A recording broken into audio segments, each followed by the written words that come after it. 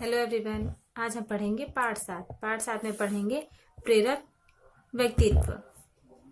आर्य समाज की स्थापना करने वाले स्वामी दयानंद सरस्वती मूर्ति पूजा और पाखंड के घोर विरोधी थे। अपने यही विचार स्वामी जी लोगों को भी देते थे। जो लोग देवी देवताओं की मूर्तियां बनाकर बाजार में बेचते और अपने परिवारों का खर्चा चलाते थे, उन्हें यह बात पसंद नहीं आई।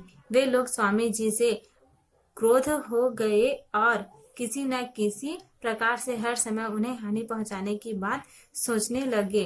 एक दिन किसी पाखंडी पंडित को ऐसा अवसर मिल ही गया जब वह स्वामी जी को हानि पहुंचा सके।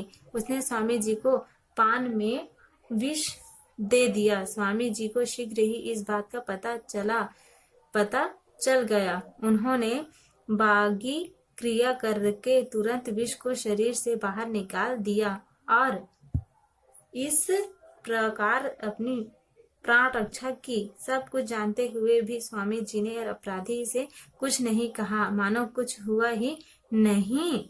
यह घटना अनूप शहर उत्तर प्रदेश की है। उस समय वहां सैयद मोहम्मद नामक एक तहसीलदार था जो स्वामी जी का बहुत बड़ा प्रशंसक था। जैसे ही उसे इस घटना की खबर मिली, उसने अपराधी को तुरंत बंदी बना लिया। यह काम करके प्रशंसा पाने के उद्देश्य से तहसीलदार स्वामी जी के पास गया और उससे सारी घटना बता दी। स्वामी जी को तहसीलदार का यह कार्य बिल्कुल अच्छा नहीं लगा, परंतु उससे कुछ नहीं बोले।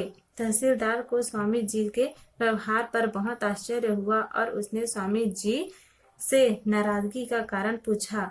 उसकी बात सुनकर स्वामी जी बोले, मैं संसार को बंदी बनाने का नहीं बल्कि स्वतंत्र होने का मार्ग दिखाना चाहता हूँ। अगर दुष्ट व्यक्ति दुष्टता नहीं छोड़ता तो भला हम अपनी श्रेष्ठता क्यों छोड़े।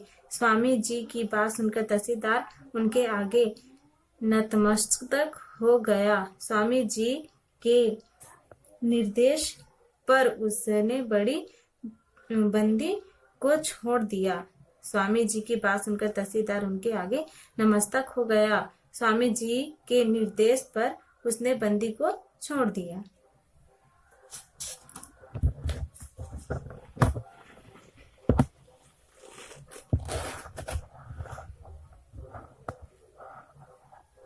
नेताजी सुभाष चंद्र बोस में वीरता, साहस और देशभक्ति के गुणों के साथ साथ सेवा भाव भी कूट कर भरा था। जब सुभाष स्कूल में पढ़ते थे तब कटक शहर में हैजा फैल गया। हजारों लोग मौत के मुंह के सामने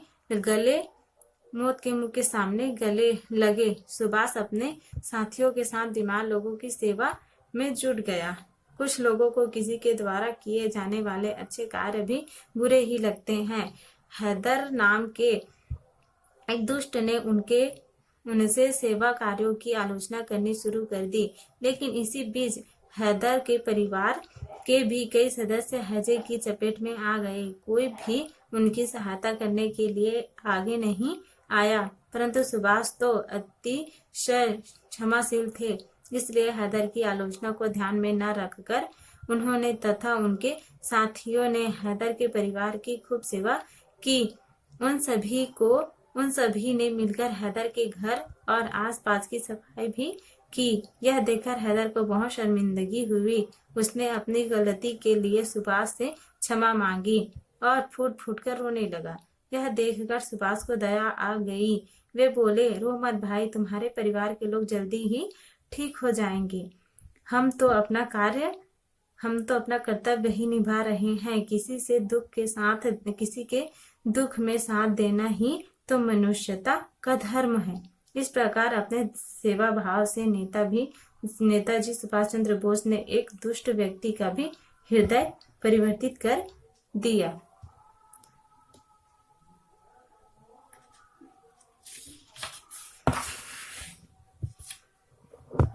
इस प्रकार से हमारा जो है पाठ हुआ पूरा। देखो, इसमें बता रहे हैं कि किसी भी प्रकार का कोई भी समस्या जो है उसका समाधान लोगों को मिलकर करना चाहिए, ना कि किसी के ऊपर छोड़ देना चाहिए। किसी कितनी भी मुसीबत क्यों ना आ जाए, हमें एक दूसरे की हमेशा सहायता करनी चाहिए और हमें हमेशा एक दूसरे की मदद करनी चाहिए। Thank you.